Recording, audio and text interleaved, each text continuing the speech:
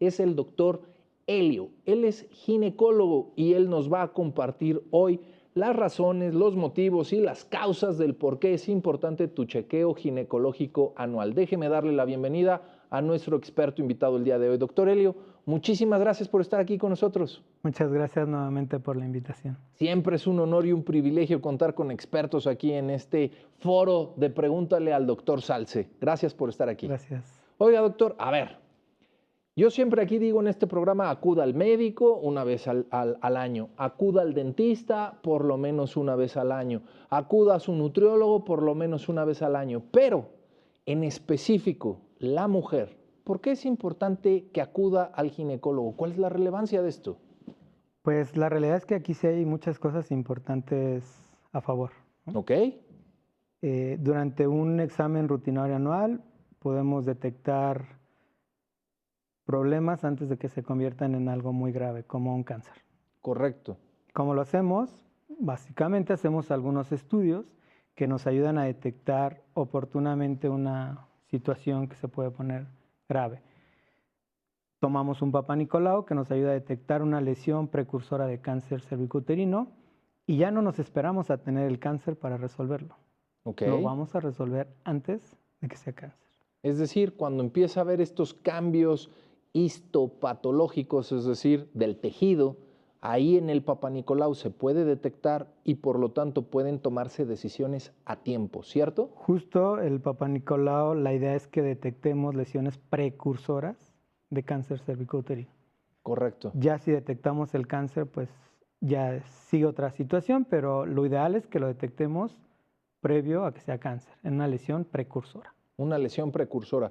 Y aquí lo importante, Doc, es que la revisión ginecológica, no solo se limita al Papá Nicolau, ni tampoco solo se limita al área genital, sino que incluye una salud completa, integral de la mujer, ¿cierto? Es correcto. Puede ser que algunas veces solo veamos al ginecólogo como el especialista que va a ver esa área, pero algunas pacientes se sienten tan en confianza que ya todo lo relacionado con su salud se lo preguntan al ginecólogo, ¿no? Doctor, fíjese que he tenido un dolorcito aquí en la parte superior del abdomen, les mandamos a hacer unos estudios, les detectamos algunas piedrecitas en la vesícula, ya las referimos con el especialista enfocado, pero en general, como médicos, vemos a la paciente integralmente, ¿no? Y decía, una de las causas más importantes o las razones más importantes es justo detectar cánceres previos a que sean cánceres, ¿no? Claro. Hacemos revisión de mamas que nos ayuda a detectar alguna tumoración o alguna situación, estudios como la mastografía en su momento específico cuando está diseñada, exámenes generales de sangre en periodos específicos como la perimenopausia, en la menopausia, que nos ayudan a detectar anormalidades en los valores de colesterol, triglicéridos que van a incrementar el riesgo de que una mujer pueda sufrir un infarto, y desde ahí nosotros ya vamos haciendo una intervención porque estamos haciendo una detección. La idea del examen ginecológico anual es hacer una detección oportuna de cualquier padecimiento, cualquier situación que puede poner en riesgo a la mujer. Y es que si nos vamos en orden, aquí hay de dos. Si nos vamos por edades, desde simple educación e información para que la mujer sepa cómo va a ir desarrollándose biológicamente, por ejemplo, desde las niñas, las adolescentes que inician con su periodo menstrual, hasta las mujeres que tienen algún deseo de ser madres, de procesos de fertilidad, hasta los procesos, como usted bien menciona, doctor, de la perimenopausia y la menopausia. Y si nos vamos ya no por orden cronológico, nos vamos por un orden anatómico, pues las hormonas, el cáncer de mama, los estudios justamente para analizar los procesos que hay en el desarrollo de las glándulas mamarias y cuáles son sus patologías. Obviamente los ciclos menstruales, el ovario poliquístico, las polimenorreas, amenorreas y todo lo que sucede con el ciclo menstrual que pueden afectar a la vida normal, a la calidad de vida de una mujer en específico. Es decir, el campo de estudio de la ginecología es muy amplio, ¿no, doctor? En efecto, y si lo decimos cronológicamente, una mujer que empieza a tener sus periodos menstruales, saber si son normales, anormales, identificar alguna situación, ayudarles a que sean más tolerables, establecer los métodos de planificación familiar, que también es algo importante que vemos durante el proceso de la consulta, si tienen dudas, cuál es el mejor, por qué. A todos estos procesos les ayudamos para que puedan elegir el método más apropiado en base a su proyecto de vida, ¿no? Claro. Ya una mujer que dentro de su proyecto de vida es ser madre, prepararla para tener una maternidad de bajo riesgo, llevar todo el control de su embarazo para que sea un embarazo de bajo riesgo, resolver el nacimiento por la vía que en ese momento determinemos que es más apropiada, terminando el nacimiento, todo el proceso de la lactancia y posteriormente continuar con sus exámenes rutinarios donde ya no solo vemos el Papá Nicolau, vemos ultrasonido vaginal o pélvico para identificar forma, tamaño, características o anormalidades en el útero, en los ovarios, exploración completa incluyendo mamas, tumoraciones, cualquier anormalidad, en fin, hacemos una exploración completa en todos los momentos de la vida, si lo queremos ver cronológicamente, y también, como usted decía, anatómicamente, pues desde la cabeza hasta los pies. Y aquí, doctor, creo que se confluyen tres enfermedades, o más bien tres áreas de enfermedad en la mujer. Primero son las enfermedades oncológicas, en específico cáncer de mama. La segunda, cáncer cérvico-uterino. Ambas son de los cánceres más frecuentes en la salud de la mujer y además en México una de las principales causas de muerte. Pero como tercero, las enfermedades de transmisión sexual. Y en el área ginecológica, si tomamos en consideración estos tres rubros, creo que estamos abarcando, pues desde el punto de vista estadístico y epidemiológico, pues una carga fuerte, ya sea de enfermedad o de causa probable de muerte, ¿no, doctor? Sí, es correcto. Solo para hacer un poquito más de impacto en lo que acaba de mencionar, 1 de cada 8 mujeres va a tener cáncer de mama. 1 de cada 8 genera cáncer de mama. Eso es un dato súper duro, súper rudo. Y en México justo es de las primeras causas tanto de incidencia como de muerte por cáncer en la mujer. Sobre todo porque se detecta en etapas ya muy tardías, ¿no, doctor? Ese es el problema y por eso la importancia del examen rutinario. No es lo mismo una mujer que acude porque ya tocó una bola y que durante el proceso de estudios determinamos que es un carcinoma. Ok. En base al tamaño, en base a si ya se ven afectaciones a los ganglios o en base a las características una vez que se obtiene el tejido, pues ya podemos establecer el estadio donde se encuentra la paciente. Claro. A, que acuda a los 40 años, 41, 42 y cada año religiosamente hacerse su mastografía y que en la mastografía de los 41 años detectemos unas microcalcificaciones, que se tome una biopsia y se determine que si es un carcinoma pero in situ. Es completamente diferente tanto el tratamiento que se le va a ofrecer al carcinoma in situ como al carcinoma avanzado ya invasor en estadio 3. Y además la sobrevida y el pronóstico libre de la enfermedad a 5 años es completamente diferente. Claro. Y además, sí, dentro de lo impactante y dentro de lo relevante, porque estamos hablando de las causas de muerte más frecuentes en la mujer, también hay que entender, sin tomar la alarma, urgencia, esto, hay que entender que pueden existir otras bolitas que pueden tocarse, pueden sentirse y no por eso son malignas, como por ejemplo los quistes en mama, ¿no? Correcto, patología benigna como fibroadenomas, quistes simples, quistes complejos, ectasia ductal. Podríamos hablar de varias patologías benignas. Ok. Pero siempre que tenemos una tumoración, el miedo que tiene cualquier persona que se toca una bolita es cáncer. Claro. Y no tenemos que parar hasta no descartarlo. Ya que sabemos que no lo es, ya podemos darles la tranquilidad. Y por eso es muy importante que acuda con el médico, que acuda con el experto, que acuda con el especialista, porque él es el que va a diferenciar entre esa bolita que puede ser benigna o esa bolita que puede ser maligna.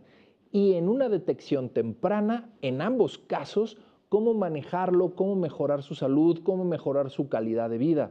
Aquí el problema, y creo que son dos, doctor, corríjame por favor, es uno, que el paciente, la paciente siempre llega en etapas tardías, casi siempre llega en etapas tardías y entre más tarde, más difícil el tratamiento. Pero el segundo, ¿por qué llega tarde? Generalmente sucede o por ignorancia o por miedo y pena, ¿no, doctor?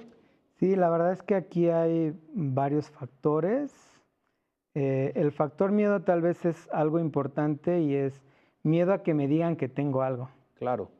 Pero es mejor que me lo digan hoy, que me puedan ayudar con este Que tratamiento, tiene solución. a que me lo digan cuando llegué porque ya no podía respirar y resulta que tengo una metástasis en el pulmón y eso es lo que no me está dejando respirar, Claro. ¿no? Todavía, aunque pareciera que no, por temas de machismo, Ok. de que La vergüenza, la ¿no? vergüenza.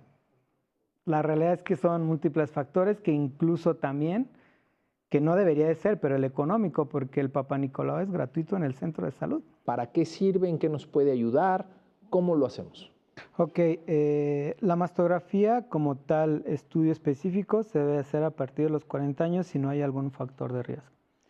Pero la mujer a partir de los 20 años, las guías internacionales y las guías en las cuales nos basamos generalmente recomiendan que a partir de los 20 años toda mujer debe de autoexplorarse. Y para que aprendan a autoexplorarse, no hay mejor que vayan con el experto, ¿Sí? que puede ser el médico de cabecera, su médico familiar, su ginecólogo, su cirujano, con quien más confianza tengan, que sepa hacerlo y les pueda explicar cómo hacerlo. Correcto. A partir de los 25 años, todas las mujeres deben de realizarse una revisión por un experto. Ok. Y a partir de los 40 años se inicia el estudio de la mastografía. Pero igual, casos específicos, una mujer que su mamá fue diagnosticada con cáncer de mama a los 43 años, ella debe de hacérselo 10 años antes del diagnóstico en el cual lo presentó su mamá. Wow, 10 años antes, ok, correcto. Correcto. Hablando de cáncer de mama, que es la finalidad del estudio, decíamos que la estadística mundial y que no quedamos fuera de ella es que 1 de cada 8 mujeres va a tener cáncer de mama. Tremendo. La estadística establecía que la edad promedio de diagnóstico era a los 45 años, por eso se estableció que a partir de los 40 años se debería de hacer el estudio, pero la realidad es que sí vemos casos, por lo menos yo en lo particular, la paciente más joven que tuve con un cáncer y avanzado desafortunadamente, 28 años. Muy joven, caray. Qué triste eso. ¿No? Entonces sí tenemos que volver a establecer que cada paciente en particular es una paciente en particular. Cada caso es un universo. Es correcto. Entonces, pero si lo hacemos como rutinariamente, es a partir de los 40 años su mastografía, sin dejar atrás la exploración clínica del especialista y la autoexploración que se debe hacer mensual. La autoexploración mamaria debe de ser mensual. Correcto. Y por el especialista una vez al año. Correcto, doctor. Oiga, y ahorita que mencionó mucho términos de edades, ¿a qué edad debería de ser la primer consulta ginecológica de cualquier mujer? La realidad es que si no hay ninguna situación diferente, es decir, si la mujer inició sus ciclos menstruales, son regulares, no tiene ninguna situación anormal, recomendamos justo los 20, 21 años para hacer como la implementación de las técnicas de autoexploración, hablar sobre anticoncepción, hablar sobre el inicio de la vida sexual, hablar sobre las inquietudes o cualquier situación que tenga la paciente en inquietud, ¿no? Si hablamos específicamente de a partir de qué edad debe la mujer realizarse el Papá Nicolau, es una vez que inicia vida sexual. Entonces, volvemos a la individualización. Si una mujer inició su vida sexual a los 16 años, pues a los 16, 17 años ya debe de iniciar sus chequeos ginecológicos. Qué dato tan importante acaba de decir, doctor, porque si bien en una persona, en una mujer, llamémosle paciente ideal, empezaría alrededor de los 20, 21 años, el dato importante, el dato relevante es el inicio de la vida sexual activa. Y pues ahí nos vamos a las estadísticas. Y cada vez el inicio de la vida sexual activa ha ido sucediendo más temprano, y hoy en día tenemos, pues, la estadística nos marca que el inicio de la vida sexual activa está alrededor de los 11, 12 años. Y eso, pues, es, ¿cómo lo diré? Preocupante, alarmante, no sé cómo señalarlo, pero al final de cuentas, imagínese usted, si a partir de esa edad tan joven empiezan una vida sexual activa, creo que lo primero que deben de tener es información. Correcto. ¿No? Esta información, esta educación sexual, sobre todo ¿para qué?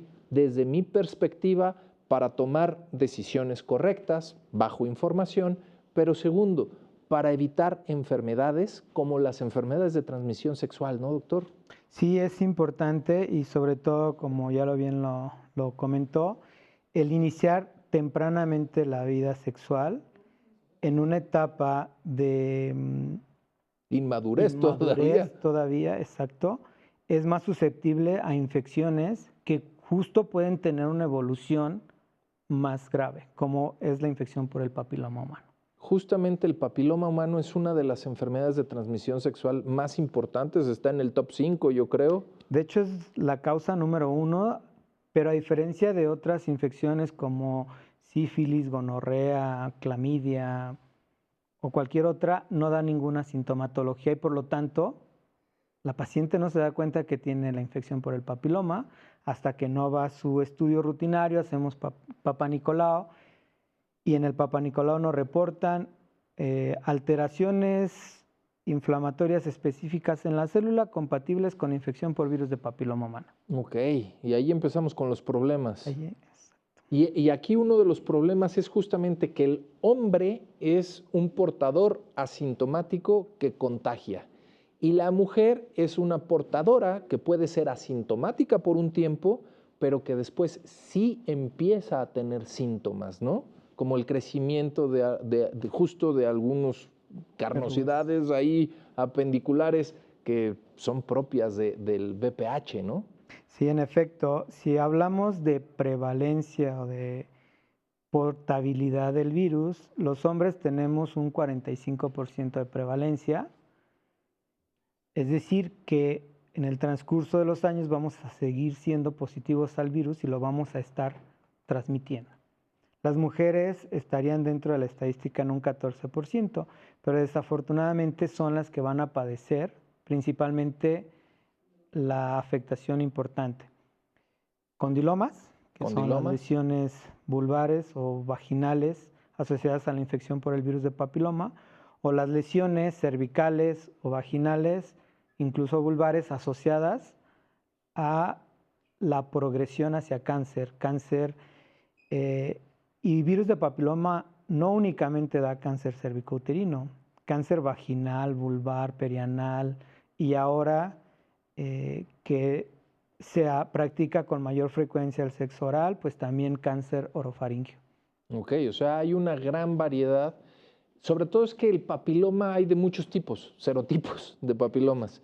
Y hay unos que pueden ser asintomáticos por siempre y hay otros que justamente tienen esta tendencia hacia provocar enfermedades oncológicas. Sí, es correcto. En la actualidad conocemos un poco más de 100 serotipos, de los cuales 40 serotipos pueden afectar la región genitoanal. Y de esos serotipos los vamos a clasificar como los de bajo riesgo, que tienen pues una baja potencialidad de generar un cáncer, y los de alto riesgo, que tienen un alto potencial de desarrollar cáncer.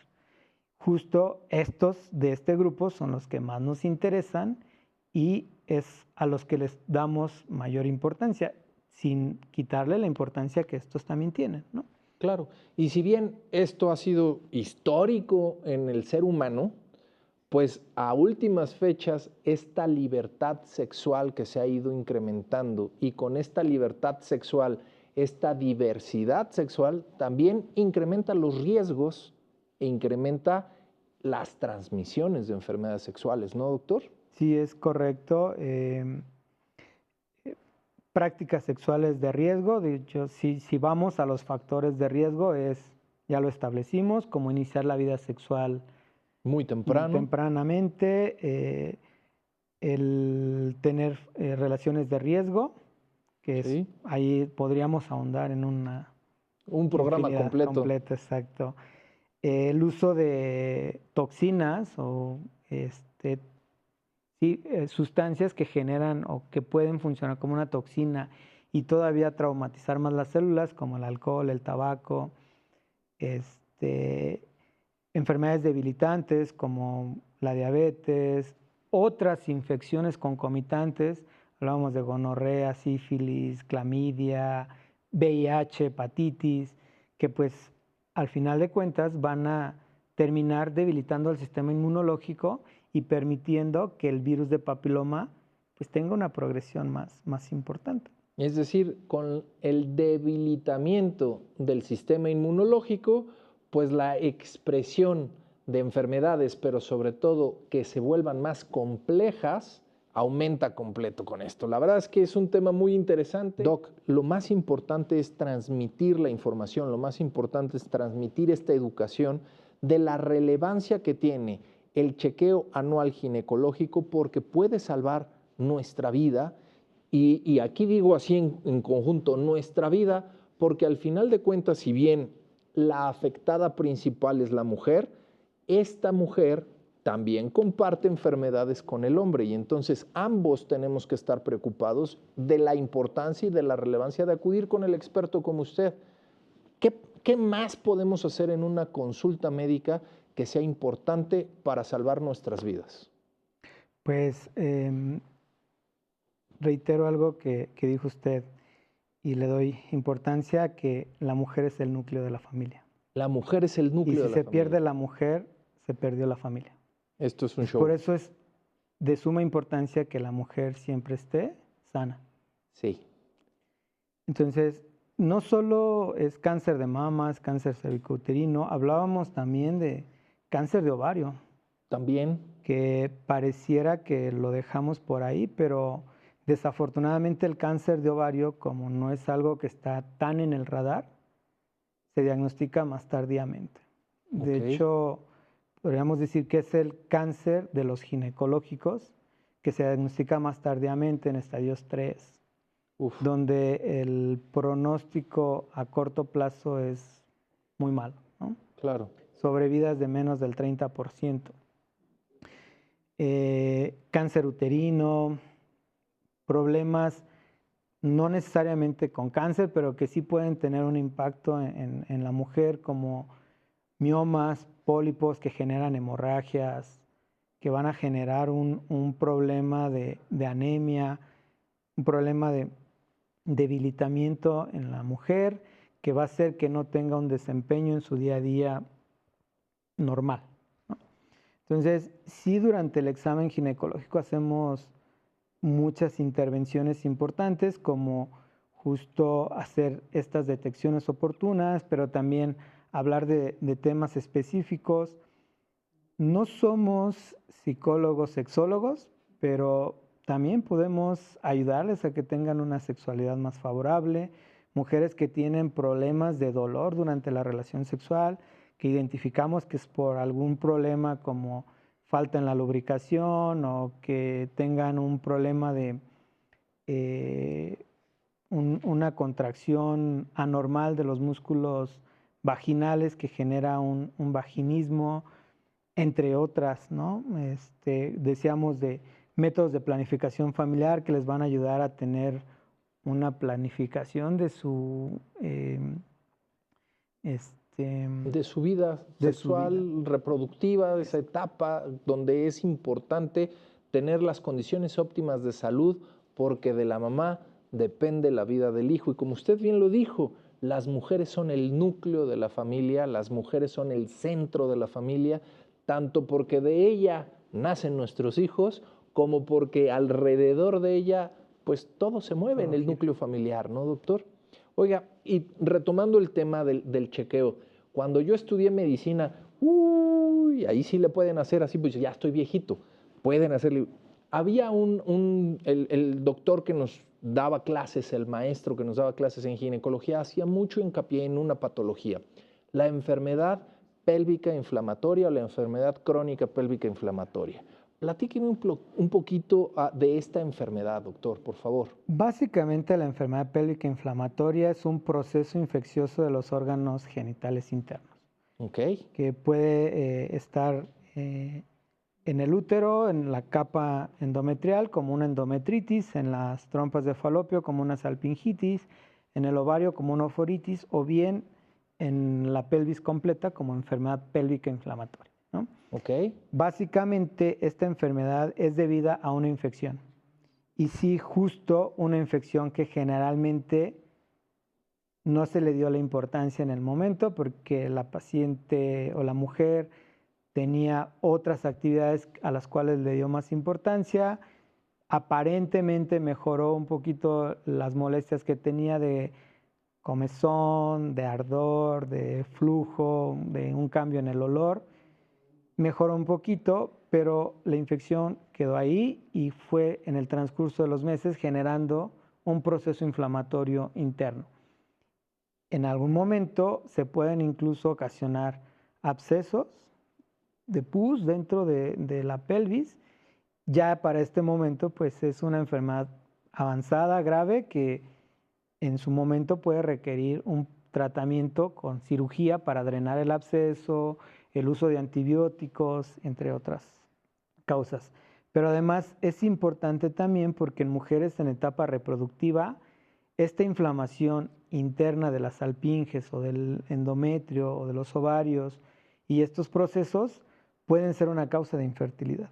Ok, puede ser una causa de infertilidad. O sea, es importante analizarla y estudiarla para saber qué la provocó, darle el tratamiento y poder solucionar el problema. Lo ideal sería tratarla cuando la infección es vaginal y no ha ascendido hacia los órganos internos para evitar justo todo este proceso inflamatorio, ¿no? Interno.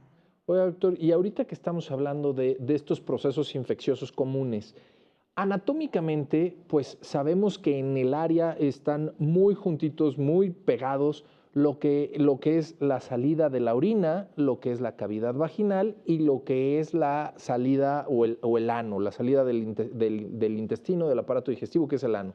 Obviamente esto tiene una razón de limpieza e higiene para evitar estas infecciones, ¿no, doctor? ¿Qué cuidados debemos de tener?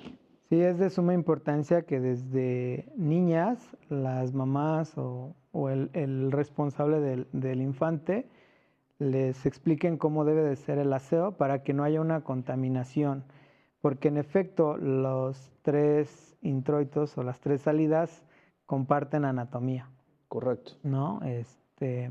Incluso parecería anatómicamente que la uretra sale de la vagina, pero no, tiene su propia salida fuera de la vagina, pero la cercanía es muy próxima. Por eso es que una mujer que tiene una infección vaginal, a los días hace una infección urinaria, o bien una paciente que inicia con una infección urinaria, a los días también empieza a manifestar síntomas de infección vaginal por esta cercanía tan importante. Y aquí pues sí es importante establecer el aseo de los genitales, que valga la redundancia, es importante decir que pipí se limpia únicamente esponjeando anterior y popó es barrido hacia atrás. Hacia atrás. Con esto dejamos limpio el espacio que es la cavidad vaginal y evitamos estas infecciones que, si son recurrentes, nos pueden llevar a esta enfermedad inflamatoria crónica pélvica, ¿no, doctor? Correcto. Oiga, y dentro del mismo tema, una pregunta. Una mujer cuando tiene el prolapso uterino, ¿qué es esto? El prolapso uterino o el prolapso de los órganos pélvicos es cuando hay un debilitamiento de las estructuras de sostén en el piso pélvico, llamado así, que es la pared anterior y la pared posterior de la vagina. Si hay un debilitamiento en la pared anterior, lo que está recargado sobre ella es la vejiga y entonces ahí podemos tener la caída de la vejiga. Ok. ¿No? Término médico, cistocele. Si el debilitamiento es completo de ambas paredes, puede incluso protruir por completo el útero. Algunas pacientes, sobre todo aquellas que tuvieron partos vaginales, pueden tener incluso debilitamiento en la pared posterior, sobre todo cuando se hizo corte o hubo desgarros que se tuvieron que reparar. Este debilitamiento puede hacer que durante una maniobra de pujo, una paciente que está tosiendo o que está haciendo un esfuerzo para mover algún objeto, note o se percate de que de la parte posterior de la vagina protruye algo que seguramente es el recto. Ok. Entonces, Y aquí lo importante de esto, poner atención aquí, es el debilitamiento del piso pélvico. Y este debilitamiento para eso tiene los famosos ejercicios de Kegel. es correcto, los ejercicios justo tienen como finalidad fortalecer los músculos y con el fortalecimiento de los músculos, pues las vainas que cubren a los músculos, que son las aponeurosis del piso pélvico.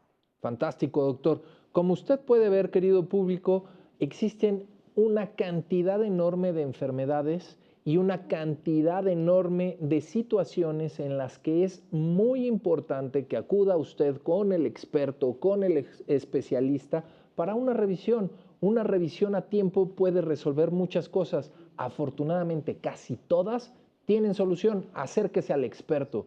Por favor, vámonos directo a estas preguntas, querida voz de la salud. Empecemos con la primera y a darle, hay que aprovechar que tenemos al doc y está dispuesto a contestar todas. Efectivamente, doctor, tenemos varias preguntas el día de hoy. Mariel Estarada desde Instagram pregunta, ¿qué estudios deben incluirse en un chequeo ginecológico completo? ¿Es doloroso o incómodo? Correcto, es una buena pregunta, doctor. Correcto. ¿Qué se debe de hacer? Debemos en una primera visita hacer un adecuado historial clínico que incluye preguntar antecedentes tanto familiares como personales. Hacemos una exploración clínica completa que incluye la exploración de mamas, en un chequeo rutinario habitual, un papanicolao. Si tenemos la oportunidad y el ginecólogo tiene al alcance, podemos hacer colposcopía y un ultrasonido ginecológico, que puede ser pélvico o vaginal. Con esto ya podemos detectar un gran número de situaciones en ese momento que pueden resolverse de forma favorable. Ok, es decir, aquí lo primero es el análisis clínico, en donde el doctor te va a revisar de pies a cabeza o de cabeza a pies, y además puede echar mano de avances tecnológicos como es el ultrasonido, que la gran mayoría de los ginecólogos ya tienen en su consultorio, y con esto pues hay un abanico de opciones, esperando que hayas llegado en tu visita rutinaria anual y todo está en orden, pero aquí es donde a veces existe una cosa que se llama diagnóstico por hallazgo, ¿no? En donde no sabíamos nada y de repente, ups, aquí salió y entonces es el momento de dar la atención de eso. De ahí la importancia de la valoración ginecológica, el chequeo ginecológico por lo menos una vez al año, ¿cierto, doctor? Correcto. Muy bien.